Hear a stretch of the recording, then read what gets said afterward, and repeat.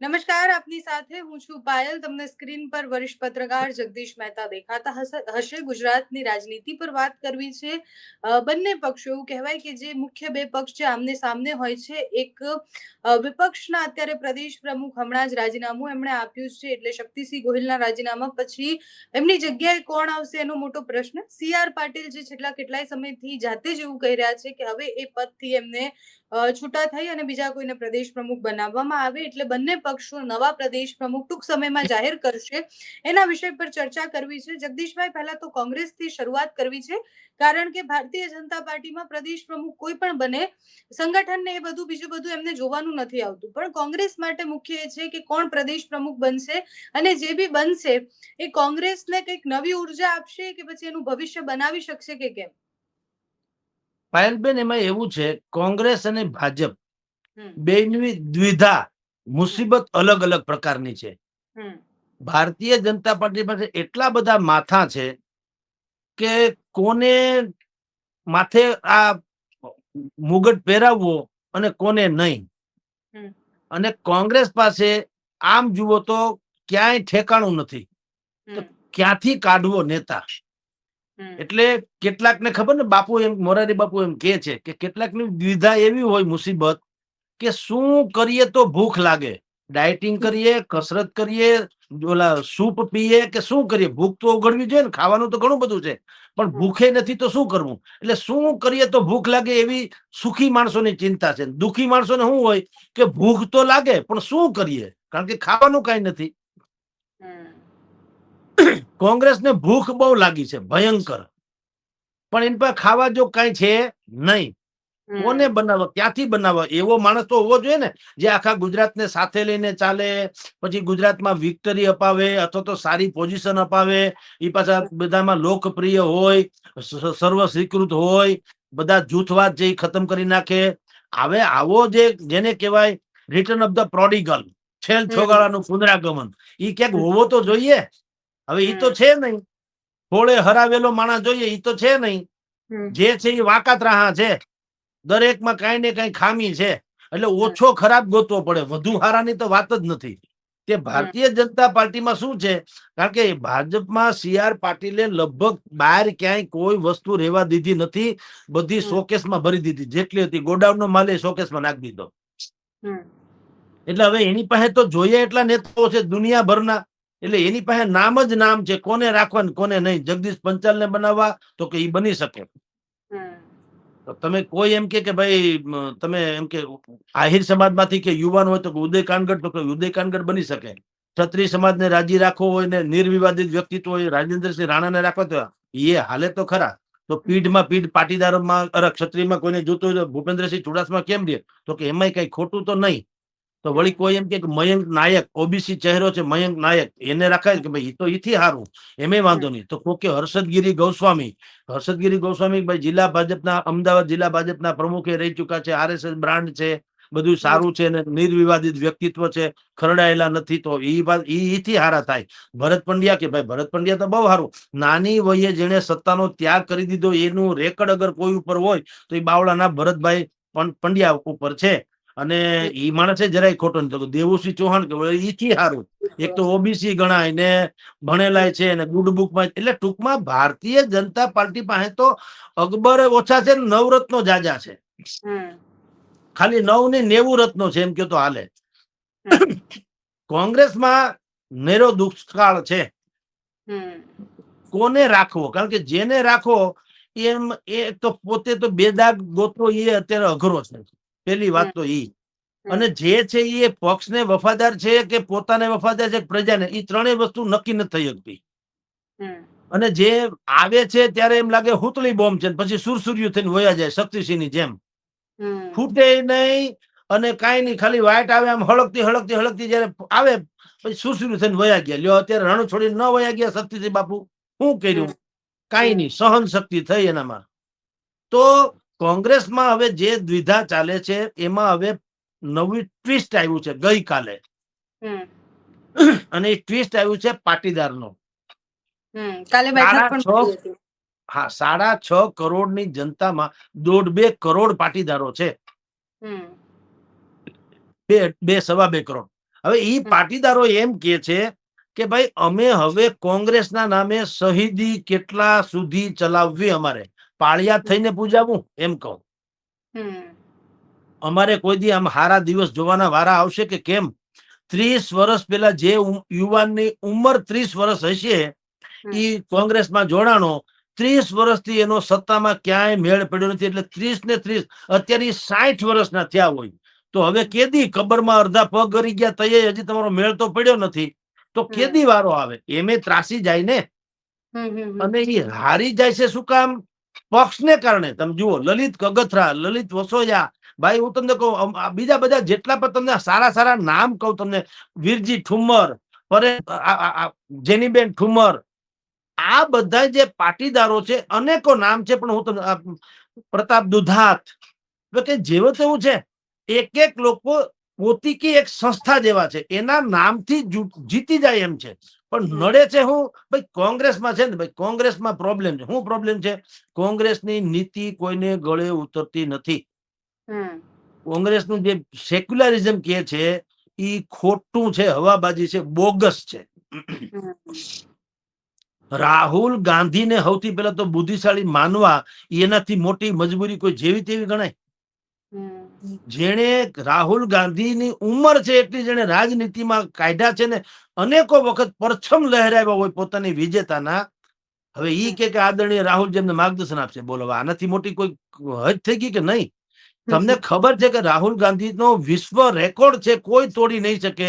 જેના નેતૃત્વમાં પક્ષે હાર જે સ્વીકારી છે અત્યાર સુધી, જેટલું હાર્યું એટલું કોઈ રાજકારણીના રેકોર્ડ ઉપર નથી.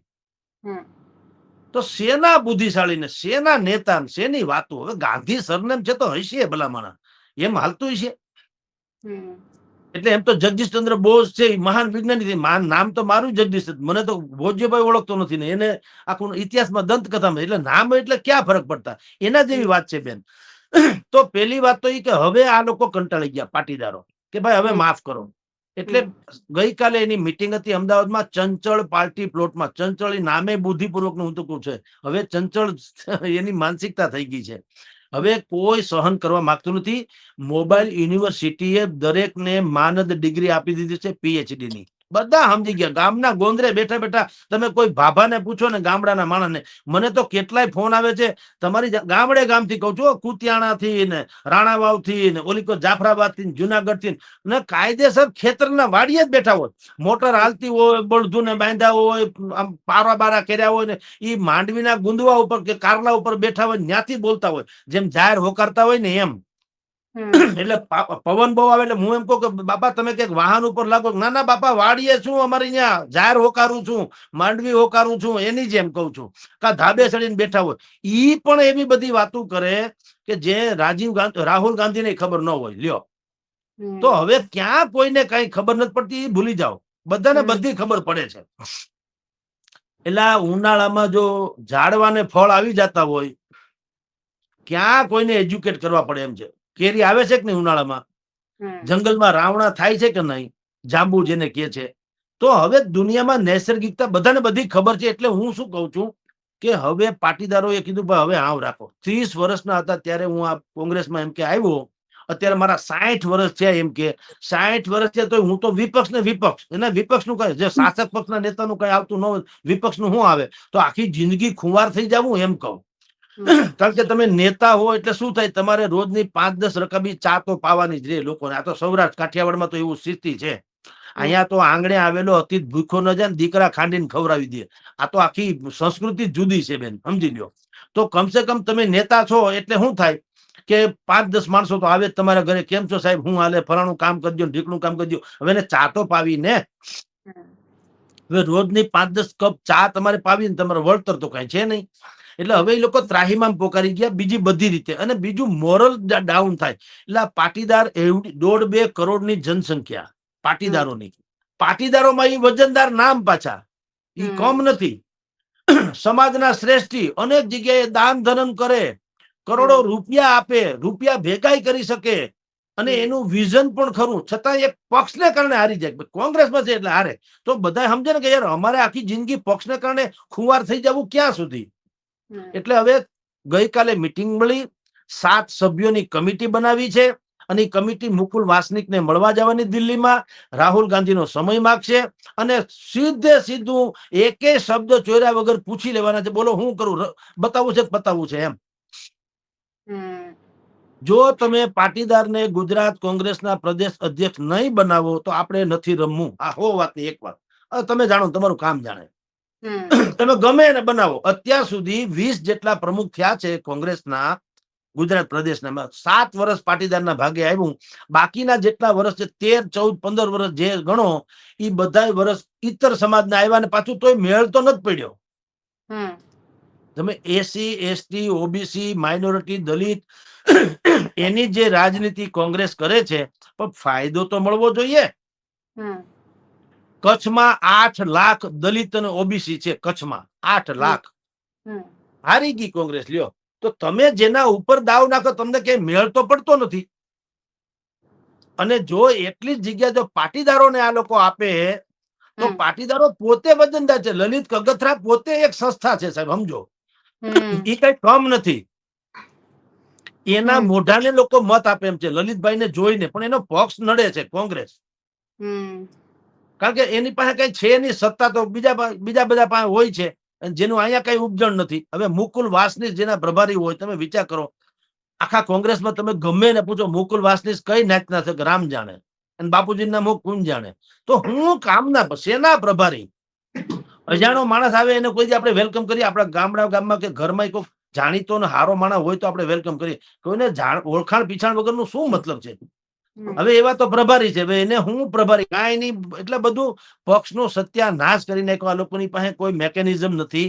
જનતાની નાડ, જનતા શું ઈચ્છે છે એ એની પાસે કઈ ખબર જ નથી. રાહુલ ગાંધી જે બોલે છે એનું પાછું ઉલીકો કઈ ઉપજતું નથી. શક્તિસિંહ પ્રમુખ હતા, પણ ભાઈ એને ના પડી હતી, તો સૌથી પેલા પ્રમુખ એનું નામ જાહેર થયું. ભાવનગરમાં ફલાણાભાઈ ને આપતા નહીં, સૌથી પેલા પ્રમુખ ઈ થયા. લ્યો બોલો, તો શક્તિસિંહ નું ન આવતું હોય તો તમારા મારા જેવું, એટલે કે બીજા સામાન્ય કાર્યકરો હોય એનું શું આવે?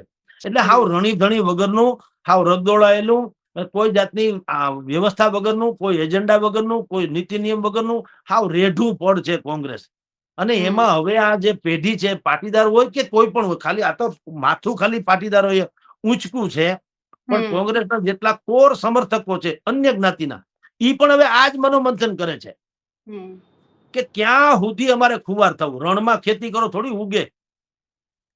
તો તમારે જમીનને જો સમથળ ને ફળદ્રુપ કરવી હોય તો અમે હજી તૈયાર છીએ બી વાવવા, પણ તમારે આને આ જમીન રાખવી હોય, રેતીમાં વાણ હકાવવા હોય તો અમારે રમવું નથી. રેતીમાં વાણ નહીં હાલે.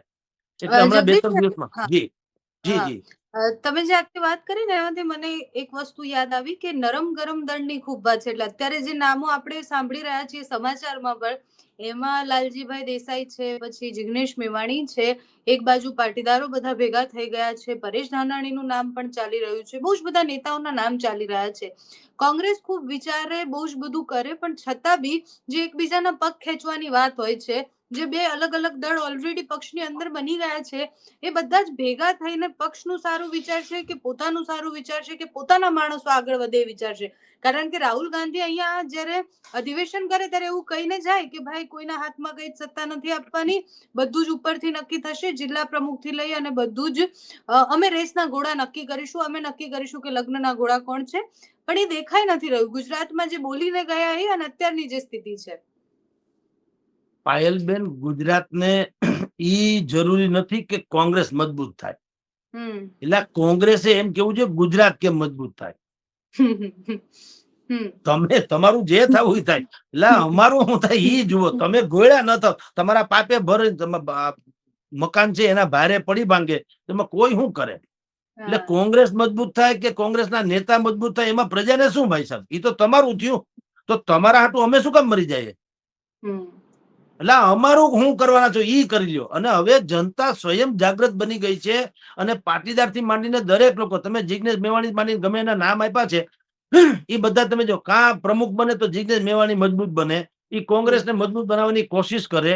પણ ભાઈ અમારે શું કરવાનું? કોંગ્રેસ ગોળ્યો મજબૂત થાય તો ઈ તો મજબૂત એમ હાલે. ઉછીના રૂપિયા સુખી થવાય? તમારે પૈસા પેદા કરવા પડે મહેનત કરીને. ઉછીના પૈસા કોઈને ખાતર પાડીને પૈસા લ્યો, તમે થોડા સુખી ગણાવો. સમજી લ્યો. તમે જૂના જાણે આંગળિયાની હોય બોર્ડ લખ્યું હોય, જૂના ને જાણીતા 50 વર્ષ જૂના આંગળિયા, ક્યાંય સાંભળ્યું કે ભાઈ જૂના જાણીતા ચોર હો, અમારે 4 પેઢીઓથી ચોરી કરીએ છીએ ને જુઓ આ ભાઈને મળો, ગમે ના ખપેડા ફાડ નાખીએ, ક્યાં સાંભળ્યું બોર્ડ? એવું હોય? એવું ન હોય. તો હમ. મહેનત મજૂરી કરી, તમારામાં એવું દૈવત નથી એટલે તો તમે વિપક્ષમાં લાયક નથી. તો હમ. તમને મજબૂત બનાવીને અમને શું ફાયદો? અમે શું કામ મજબૂત તમને બનાવે? એના કરતા મજબૂત છે એને ટેકો આપીને ફાયદો ન લઈ લઈએ. ગુજરાતની પ્રજા તો વેપારી છે. હમ. તો કોણ મૂર્ખ છે? કોઈ હાથે કરીને હળકતા કોણ ઉપાડે? ભારતીય જનતા પાર્ટીમાં બીજો વાંધો તો કઈ છે નહીં. એક તો હિન્દુવાદી ગણાય તો છે હમ. અને સત્તા ઉપર છે અને બધું છે એની પાસે. તો કોંગ્રેસ અને ભારતીય જનતા પાર્ટીને સામે બથોડા કોણ ભરે? ન આ પાટીદાર કે ભાઈ ગોળું તમારે જો હવે બિન સાંપ્રદાયિકતાના નામે મુસ્લિમ તૃષ્ટિકરણ જ કરવું હોય, સવર્ણો સાથે વેર જ વાળવું હોય અને તમારે તમારી જ નીતિથી બધું હાલવું હોય, તો અમારે શું કામ ખુવાર થઈ જવું? તમે ક્યાં નાયત છો? આ તો પક્ષ છે. નાયત હોય તો એમ થાય ભાઈ નાયત વગર ભાત નહીં, બને ત્યાં સુધી. હવે તો એવું ઓછું રહ્યું, છતાંય હોવું જોઈએ. પણ નાયત હોય તો એમ થાય કે ભાઈ નાયતમાં વડીલોનું આપણે નથી, ઘણા આપણા કુટુંબમાં મામા, ફઈ, ફુવા, કાકા, માસા એવા બધા હોય. જરાક અકોણા હોય તો આપણે સંભાળી લઈએ, હશે બાપા કાંઈ વાંધો નહીં, વડીલ છે ને આપણે સંભાળી લઈએ. શું કામ કે એમાં છૂટકો નથી. એમ કહો, એ બદલાવી ન શકાય.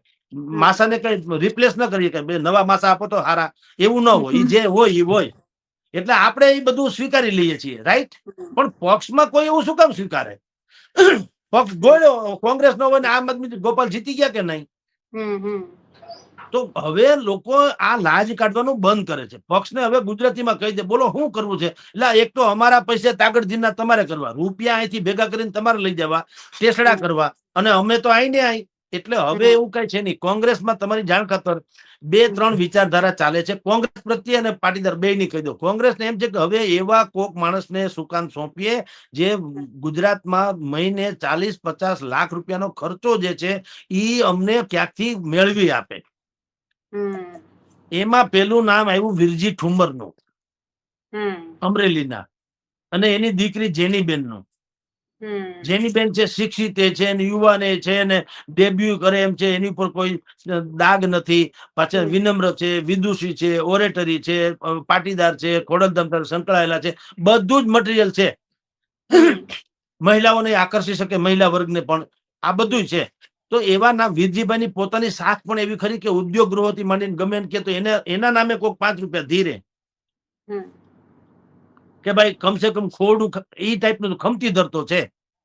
હાવ ખાઈ નહીં જાય એમ. બીજા બધામાં શું છે, મારા જેવાને આપે તો આપે 50 લાખ ને ત્યાં પુગાડે 25 લાખ, બાકી 25 લાખ પાછા પોતે ગળચી જાય. એટલે એવા હવે કોંગ્રેસ એક નક્કી કરે છે ભાઈ એવા કોણ માણસ છે જે આપણને કાવડિયા ક્યાંકથી લાવી દે. તો પેલા ભરતભાઈ જે વિચાર કરતા હતા કે ભાઈ અમિત ચાવડાએ પણ થોડીક વખત કરી, ભરતસિંહ સોલંકી કરી. ભરતસિંહ સોલંકીનું પોતાનું વ્યક્તિગત જીવન દાગદાર છે અને ડખે ચડ્યું છે, એટલે ઈ મેળ પડે એમ નથી.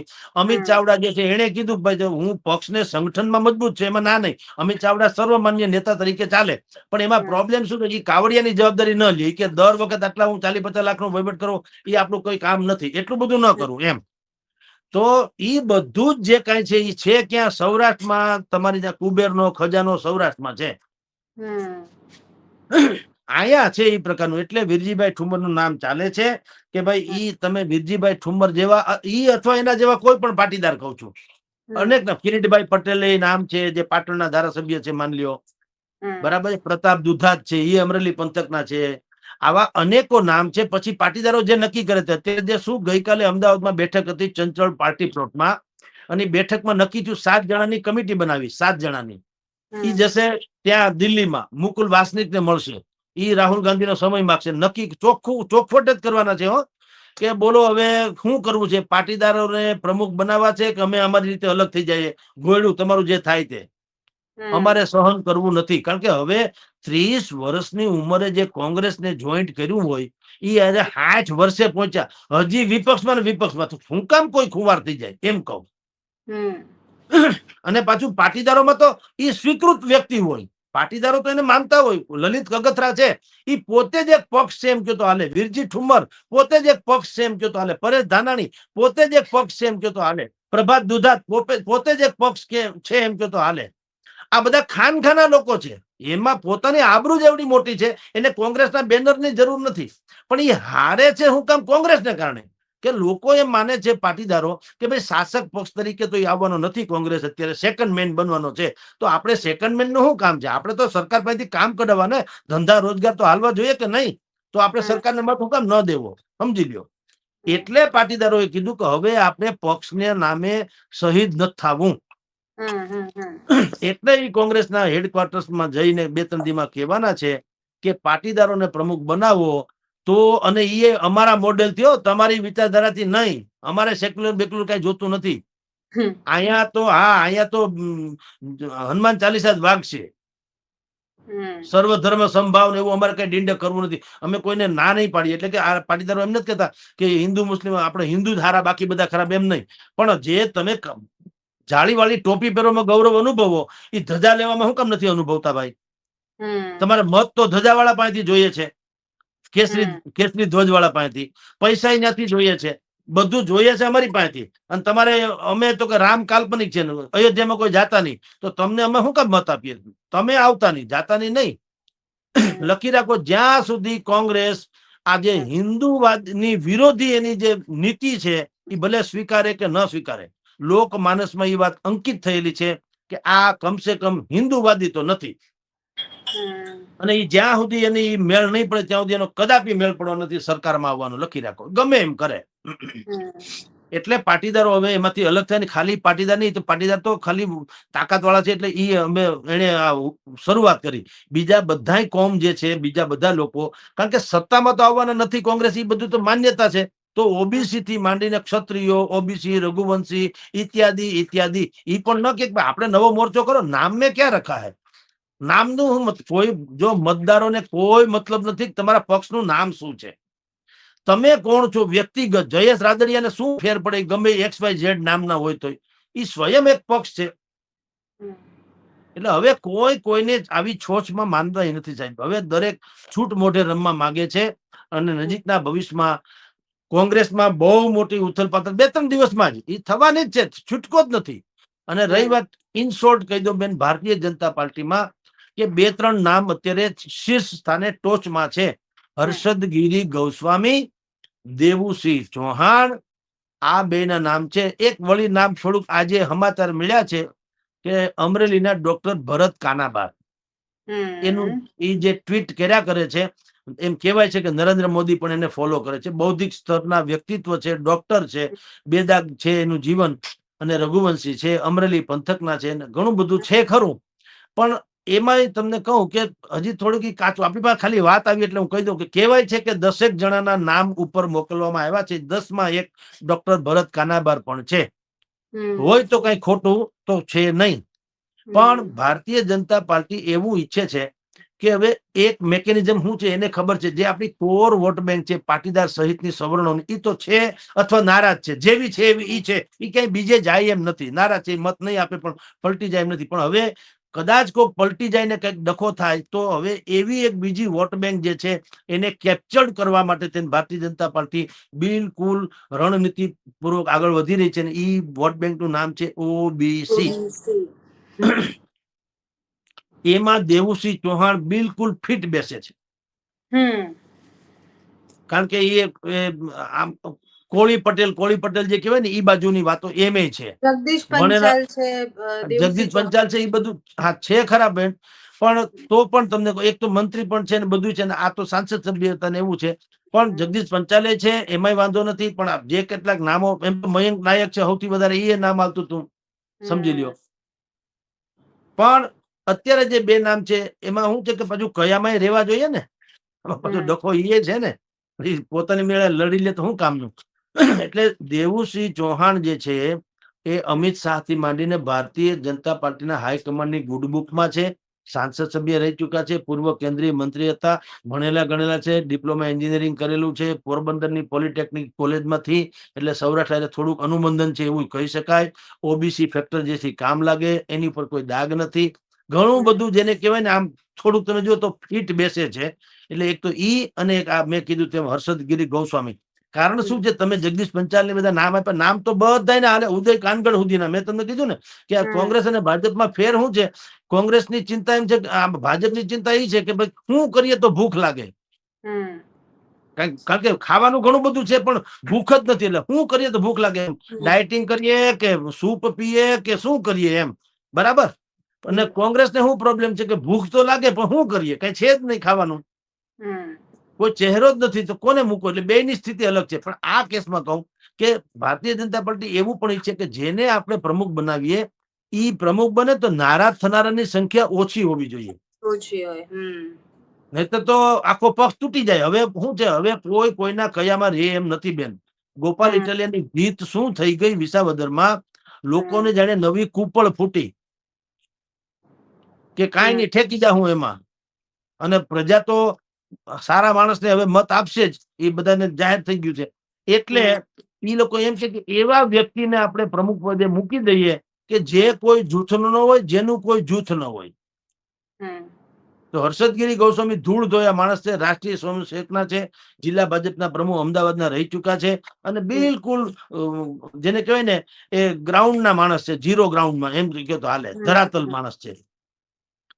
દેવુસિંહ ચૌહાણ પણ એમાંના એક છે, ડોક્ટર ભરત કાનાબર પણ એ છે. પણ ભરત કાનાબર શું છે કે લીડર ઓછા ને એ આલોચક વધુ છે. એ પાછું સત્યમેવ જયતે, એ ગમે એની ટીકા, એ સુબ્રમણ્યમ સ્વામી છે સૌરાષ્ટ્રના, એ પાછા સહન કરવા અઘરા, એ ખોટું કઈ હકાવે નહીં. અને ગમે એનું મોદીનું હોય તો કહી દે છે, પછી ક્યાં વાત, ટ્વીટ કરે કાયદે લેખિતમાં તમારી આ ખામી છે એમ કરીને, બોલો. એટલે એવા માણસને પછી આ લોકો તો સમજે ને કે ભાઈ વખત છે, કાલે વારે ક્યાંક સુબ્રમણ્યમ સ્વામી જેવું થાય તો. એના કરતા હર્ષદગીરી ગોસ્વામી કે દેવુસિંહ કે લોકો છે એ પાછા કયામાં રહીએ, એમાં કઈ ખામી નહીં. એટલે બેના નામ અત્યારે ચાલે છે. હવે દેખતે હે આગે આગે ગોરખ જાગે ક્યાં થાય. જી બેન. જગદીશભાઈ, છેલ્લો સવાલ છે કે બંનેના પ્રમુખ બદલાઈ જશે, પણ મને અને મોટા ભાગના લોકોને એવું લાગી રહ્યું છે કે બે માટે એ કાંટાળો તાકતો હશે. કારણ કે 2027ની આપણે વાત કરીએ તો કોંગ્રેસ માટે હવે બહુ જ અઘરું છે. 27માં સામે આમ આદમી પાર્ટી છે, લડવા એ ભારતીય જનતા પાર્ટી સામે જઈ રહ્યા છે, જે 162 ઓલરેડી છે. અને જે પ્રમુખ ભારતીય જનતા પાર્ટીના મળશે એના માટે બી એ ચેલેન્જ છે કે 162 તો હતી જ, હવે એમાંથી ઓછી થાય તો એ નાક તો એનું જ છે. એટલે બંને માટે 2027નું ભવિષ્ય કેવું હશે બંને પક્ષ માટે? બેન હજી 2027 જોકે ઘણું રાજકારણમાં એક એક દિવસ બહુ મોટો ગણાય છે. એક એક ક્ષણ, એક એક પળ, એક એક ઘટના બહુ જ મોટી ગણાય. ધાર્યું ન હોય એવું થઈ જાય. તમે જુઓ, નાયબ વડાપ્રધાન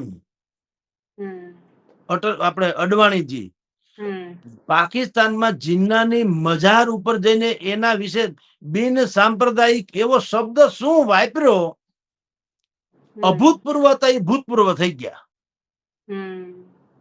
જેના નામે ભારતીય જનતા પાર્ટી, જેને કારણે અત્યારે સત્તા સ્થાન સિંહાસને બિરાજમાન છે, ઈ નાયક અદ્રશ્ય થઈ ગયા.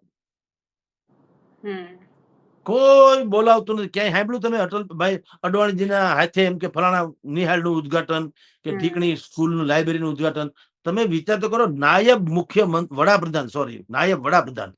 અને ઈ તો છોડો, અટલ બિહારી તો સજ્જન હતા એટલે એને વડાપ્રધાન બનાવ્યા હતા. પણ નેક્સ્ટ ટુ પીએમ અને બધા અડવાણીને માનતા હતા કે આના પછી નેક્સ્ટ વડાપ્રધાન તરીકે અડવાણીજી જ આવશે, એમ સમજી લ્યો. એને ભારત રત્ન ભલે નરેન્દ્ર મોદીએ આપ્યું, પણ બધાને ખબર છે કે એનું કોઈ જાજુ અડવાણીજીને રાહત થાય એવું છે નહીં. શું કામ? એક ભૂલ એને નડી ગઈ. જિન્હાની મજાર ઉપર જઈને કીધું કે આ તો બિન સાંપ્રદાયિક નેતા છે, સેક્યુલર છબી ધરાવતા હતા, એટલું બોલ્યા, સત્યાનાશ થઈ ગયો. તો 2027 બહુ દૂર કહેવાય. એટલે મેં તમને કીધું, રાજકારણમાં એક એક ક્ષણ, એક એક પળ, એક એક ઘટના, એ બધી બહુ મોટી વાત હોય છે. 27 બહુ દૂર છે. અત્યારે જે તમે ચર્ચા આપણે કરીએ છીએ બેન, કોણ કોનો પક્ષ પ્રમુખ થશે, જનતાને કાંઈ લેવા દેવા નથી. કારણ કે કોઈ પક્ષ પ્રમુખ થાય, કોઈ કરતા કોઈની ત્રેવડ નથી કે જી લાઇટનું બિલ ઘટાડી શકે, કે એસટી ના ભાડા ઘટાડી શકે, કે સ્કૂલની ફી ઘટાડવાનો આદેશ કરી શકે. ઈ તો ઈ ચરી ખાય, પક્ષને મજબૂત કરશે, પ્રજાને નહીં.